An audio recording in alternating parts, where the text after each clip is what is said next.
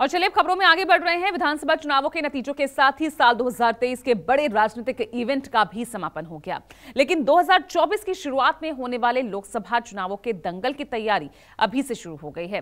जिस तरह कहते हैं कि दिल्ली की गद्दी का रास्ता यूपी से होकर गुजरता है, उसी तर्ज पर अब यूपी की 80 सीटों के लिए रणनीतियों को धार देने की कवायद शुरू हो गई है।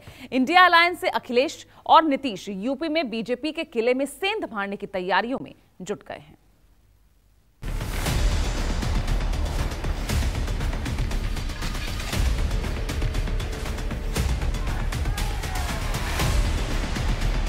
दो 2024 के लिए इंडिया की तैयारी, यूपी की लड़ाई में कौन मारेगा बाजी।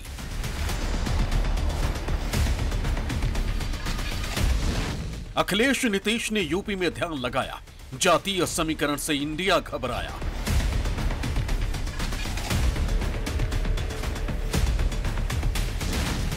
दलित ओबीसी बनाम पीडीए फाइट, एनडीए या इंडिया कौन राइट।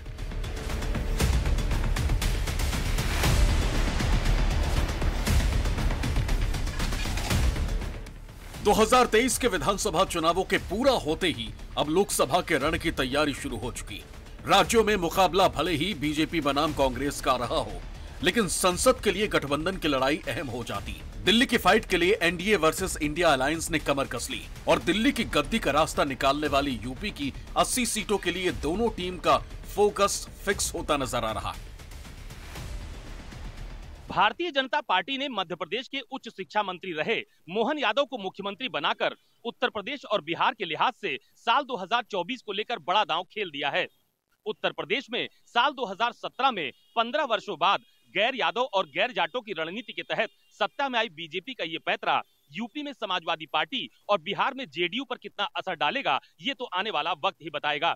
लेकिन बीजेपी के इस बड़े खेल ने अखिलेश यादव और नीतीश कुमार को चिंता में जरूर डाल दिया है। एमपी से बीजेपी के यादव समीकरण की चाल का असर यूपी में दिखने लगा। इंडिया गठबंधन में समाजवादी पार्टी की भूमिका पर सवाल उठते रहे और अब अखिलेश यादव यूपी में छोटे दलों के साथ संबंध मजबूत करके एक नई रणनीति तैयार कर रहे हैं। अखिलेश छोटे खिलाड़ियों के सहारे सियासी जमीन साधने में जुटे। हाल ही में अखिलेश यादव बनारस में नेशनल इक्वल पार्टी के कार्यक्रम में पहुंचे थे। पहले एसबीएसपी पार्टी में रहे शशि प्रताप सिंह ने नेशनल इक्वल पार्टी बनाई। अखिलेश महेंद्र राजभर की पार्टी सुहेल देव स्वाभिमान पार्टी के आयोजन में मऊ गए थे। अखिलेश यादव के साथ लोकदल, महान दल और अपना दल कमेरावादी पहले से ही। आपको बता दें कि छोटे दलों के साथ का फायदा समाजवादी पार्टी को मिला था और समाजवादी पार्टी को 36% वोट मिले थे। अखिलेश यादव छोटे दलों के साथ मिलकर यूपी में पिछड़ा और दलित जातियों के समीकरण को साध रहे। जब अखिलेश यादव छोटे छोटे दलों से संपर्क कर रहे हैं, हालांकि जिन जातियों से जुड़े वो दल हैं वहाँ भारतीय जनता पार्टी की अच्छी पकड़ है, लेकिन कुर्मी वोटों का मसला आता है तो भाजपा थोड़ा कमजोर सी दिखती है। ऐसी सूरत में भारतीय जनता पार्टी के लिए अब कुर्मी वर्ग को कुछ अधिक प्रतिनिधित्व देना आवश्यक प्रतीत होता है, क्योंकि 2024 की लड़ाई में भारतीय जनता पार्टी का पलड़ा निश्चित रूप से भारी है।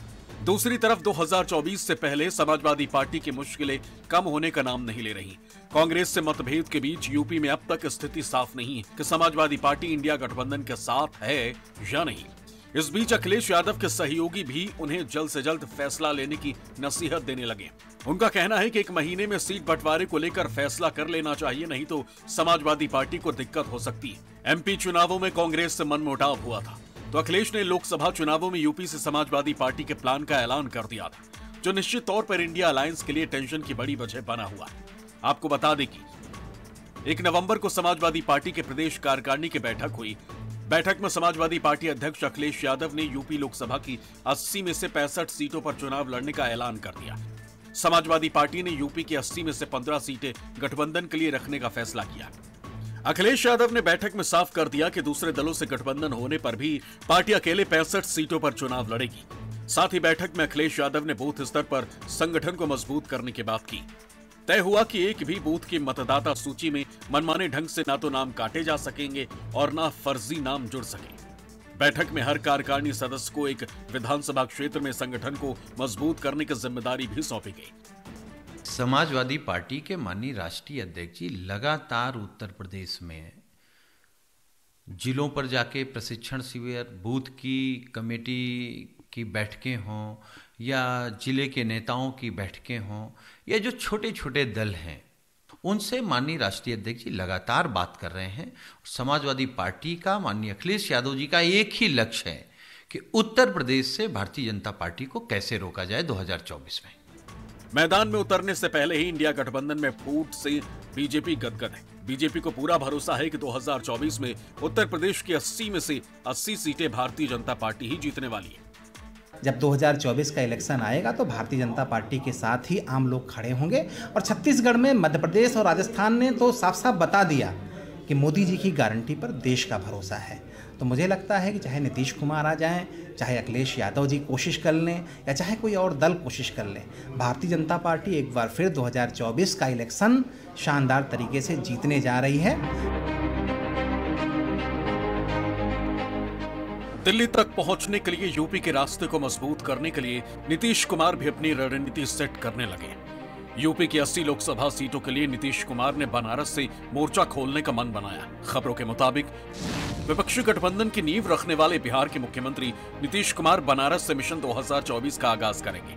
उनकी पहली जनसभा 24 दिसंबर को रोहनिया क्षेत्र के जगतपुर इंटर कॉलेज में होगी। बनारस का रोहनिया इलाका कुर्मी वोट बैंक के लिहाज से महत्वपूर्ण माना जाता है।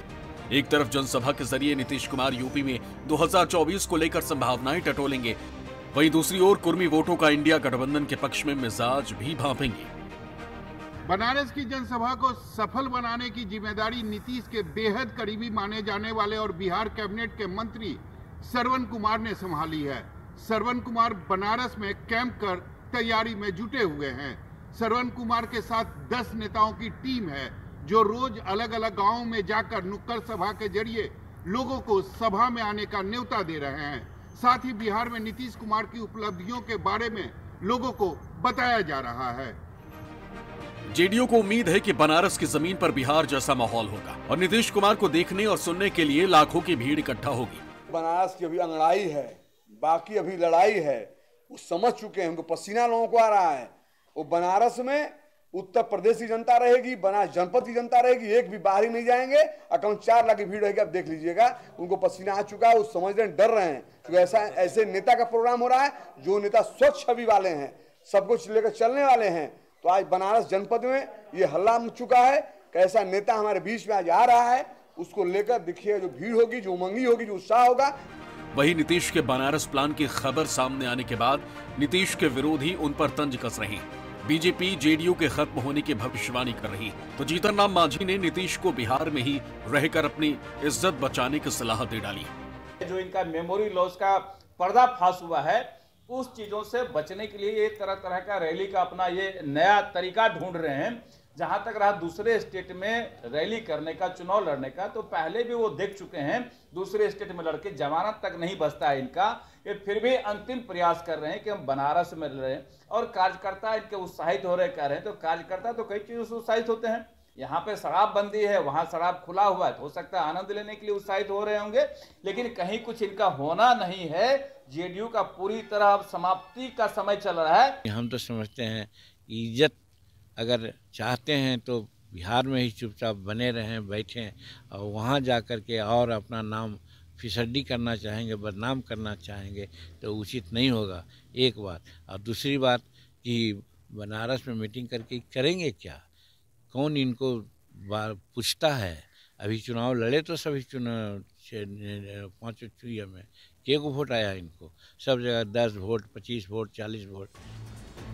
2024 के लिए यूपी में अखिलेश यादव और नीतीश कुमार की तैयारी को लेकर राजनीतिक जानकारों और इंडिया गठबंधन के नेताओं की अलग अलग सोच है। बनारस से कुर्मी वोट बैंक को साधने की नीतीश की प्लानिंग को जहां बीजेपी के लिए मुश्किल चुनौती माना जा रहा है, वहीं 3 राज्यों में बुरी तरह हार के बाद कांग्रेस भी बैकफुट पर ही नजर आती है। कांग्रेस को कुछ नहीं कहना, नीतीश कुमार भी एक पार्टी के अध्यक्ष हैं और एक पार्टी के नेता है, मुख्यमंत्री है, उनका अधिकार, वो कहीं मीटिंग करना चाहे करें, और अखिलेश यादव का भी अधिकार है कि जिससे मिलना चाहे मिले। कांग्रेस पार्टी अपना काम कर रही है और वो इंडिया गठबंधन के साथ है और इंडिया गठबंधन को बनाकर आगे बढ़ने की कोशिश कर रही है, और बाकी हर एक से मिलने का अधिकार, उसमें कोई हमें दिक्कत नहीं है। स्वतंत्र देव सिंह जैसे कद्दावर कुर्मी नेता के होने के बावजूद कुर्मियों का भारतीय जनता पार्टी के प्रति ज़्यादा झुकाव नहीं है। और